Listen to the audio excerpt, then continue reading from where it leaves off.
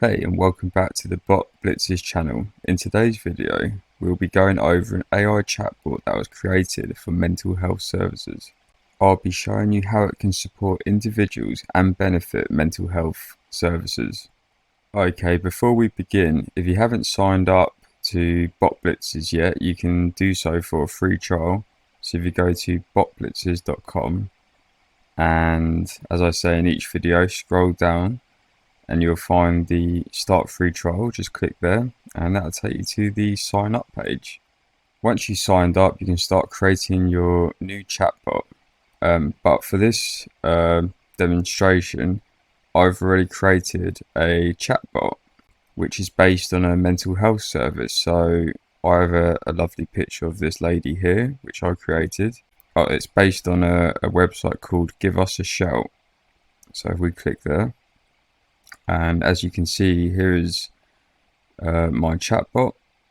It's got an image there, and as it's for a mental health service and offers support to individuals, I thought having a picture of a person smiling is more enticing and engaging for the person to start talking. Okay, so we'll go over each section on how I created this chatbot for mental health service. So to start off with, we go to settings, and first of all I gave it a name down here. If we go to flow builder, and here is where you can put in your prompt. So I've added my own prompts into here, which is purely based on this particular website, which is here. So giveusashout.org, and so it scrapes all this data, all these links up here, all of this information down here. It'll be able to provide links for all of these. So if we go back to our prompt, and I created this prompt in ChatGPT. That's for another day, but you can quite easily do this on any software. MindPal is quite good, ChatGPT, any of the large language models. You can also click our prompt template, and we have 5 or 6 available templates. My personal favorite is the sales service. It provides good information and asks questions back. But we'll keep this one for now. You can also add in a safety prompt switch. So this kind of makes sure AI doesn't hallucinate as much. So it's got an example here, scrambled eggs related questions. Because sometimes if you ask something like, how do you cook scrambled eggs? It would reply with an answer. So if you put scrambled eggs related questions, it won't reply with anything related to that now, which is good. Our standard language model is GPT-4 0 mini, which is the latest one and the cheapest.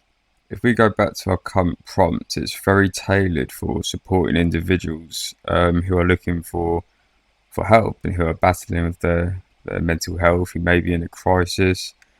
And I just want to read this bit down here. So it says a detailed response to individuals seeking help that includes acknowledgement of their feelings and concerns, relevant information about their specific mental health condition, thoughtful questions to help them explore their feelings and experiences, practical advice and coping strategies, additional resources and support options such as therapy, support groups or hotlines.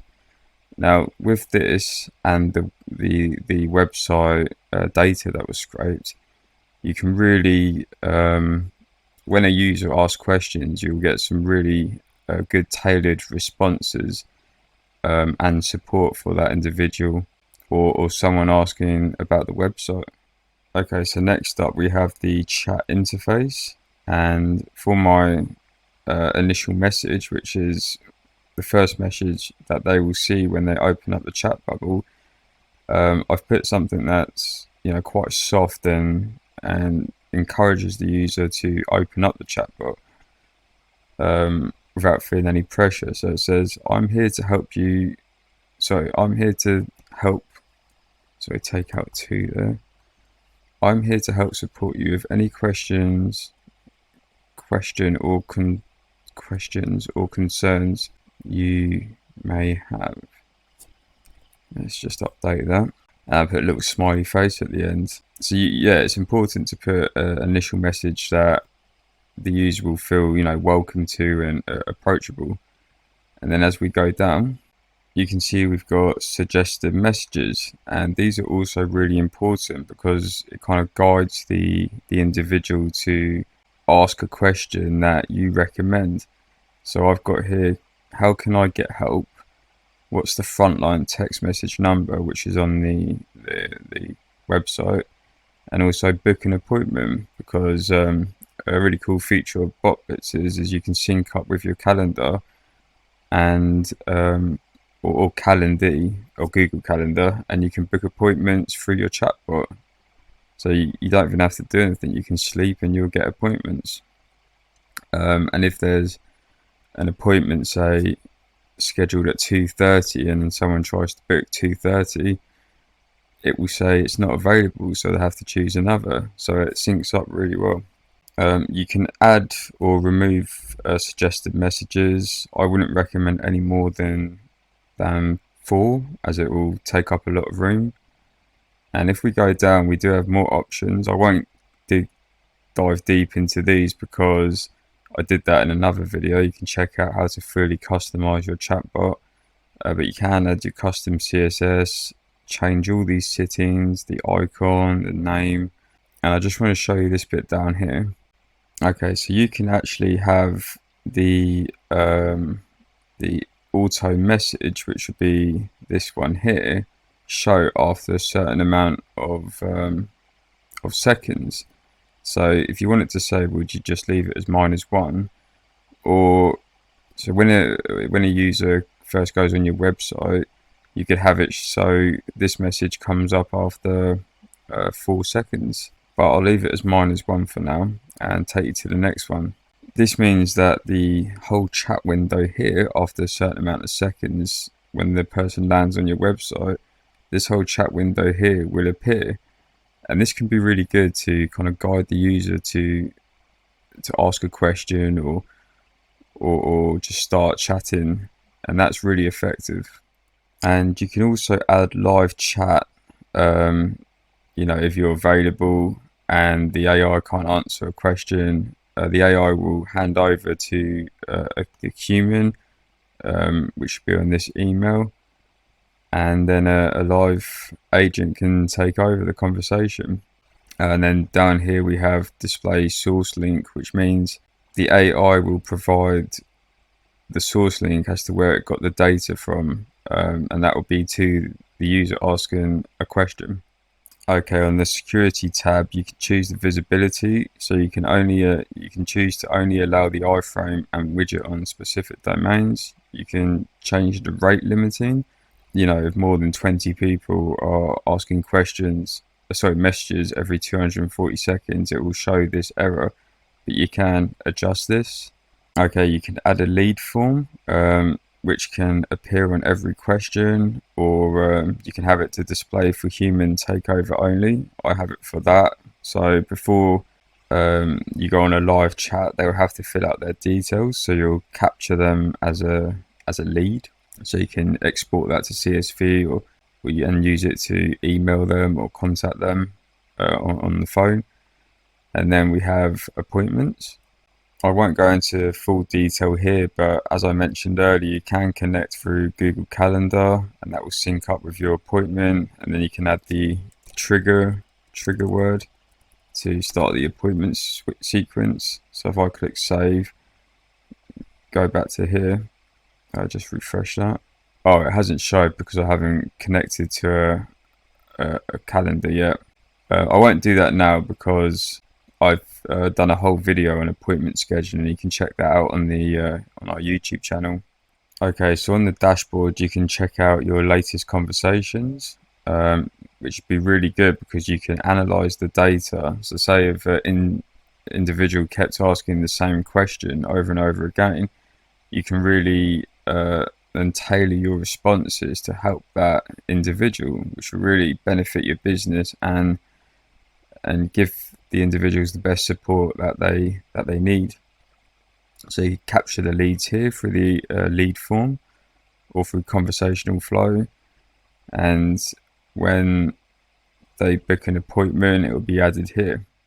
Okay, and then we come to the sources. So this is where you can upload various data types. I won't go into each of these as I have done another video on this, but you can upload files, text, websites, which is what I did for this chatbot, questions and answers for more tailored responses, Google Sheets, which is a really good way for the AI to read data, keywords trigger, which you put in any keywords and then that will trigger the AI with a particular response.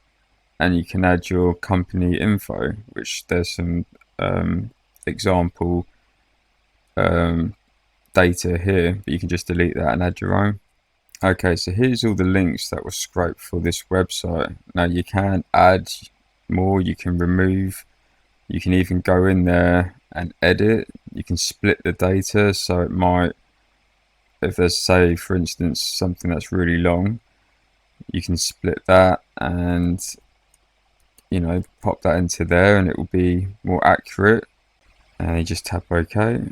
So you can add a link in, and then if we go back, you can crawl sitemaps. Just be aware that if you have quite a lot of links, it will take a lot longer, and sometimes more links can fail, so it's better to split them up if you have quite a lot. And yeah, you can just crawl like a domain and it will find all the your URLs under that domain. The other way to add in website links is to upload it through a CSV file. So yeah, you would just have a header, and below that add all your links, and it will add them in. Okay, and for integrations we have Google SMS, we have Twilio SMS, and Facebook and WhatsApp, and these two are run through Twilio, and there are guides on how to set them up. We also have integrations with Telegram and Instagram, which are on the way soon. Okay, so you can embed the chatbot in an iframe on your site, or you can add it as a chat bubble like this one down here. And we're going to copy the URL and just paste it up here so I can demonstrate it for you.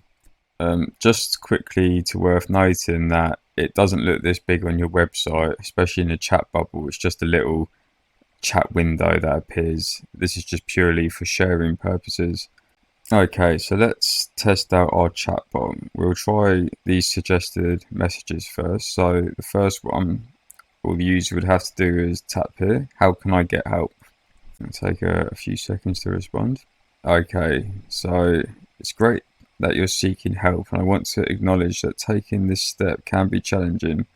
Here are some options you can consider: therapy, support groups, hotlines.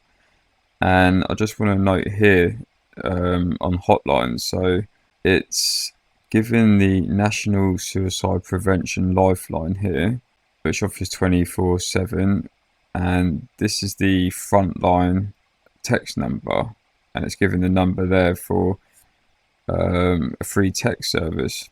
It's also given resources like mentalhealth.gov and some advice, and down here, because we have this toggled on for source, it's telling us where it kind of got the information from. This isn't always 100% accurate, but it gives a good idea as to where it's come from. The next one is what's the frontline text message number, which is here, but let's see what it gives us. Okay, so there you go, just a simple message with some details about it. Let's try this one. I'm struggling, how can you help?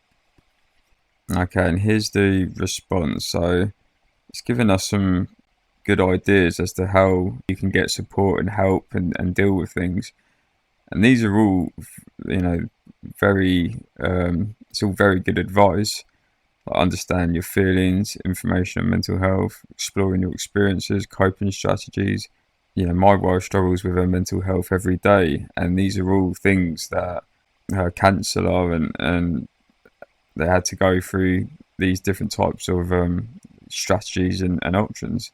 And one of the best things about having an AI chatbot on your website, in particular for mental health services, is that you could have multiple people who need help or who are in a crisis, and they can all ask questions at the same time, and the chatbot will give the correct responses, which frees up a human having to talk to all these individuals who need support right now. The way the AI chatbot responds is, of course, it might not ever be as a human, but it's pretty close. I think the AI chatbot can offer understanding and compassion and provide responses that will calm the individual and make them feel at ease. So having an AI chatbot for your mental health service not only supports individuals, but you can book appointments around the clock. You can answer questions 24/7. It can offer good support and reassurance. So it works not only for your business, but for the individual who's struggling each day as well. Okay, so that's how AI chatbots can support mental health services. I hope you enjoyed the video, and if you'd like to see more tutorials on BotBlitzers, just go to our YouTube channel or go to our website, botblitzers.com. Don't forget to subscribe to our channel for the latest updates. And we are currently running a deal where if you sign up for any of our subscription packages, you get a free AI chatbot. I'll put that in the description below. Okay, I'll see you on the next video.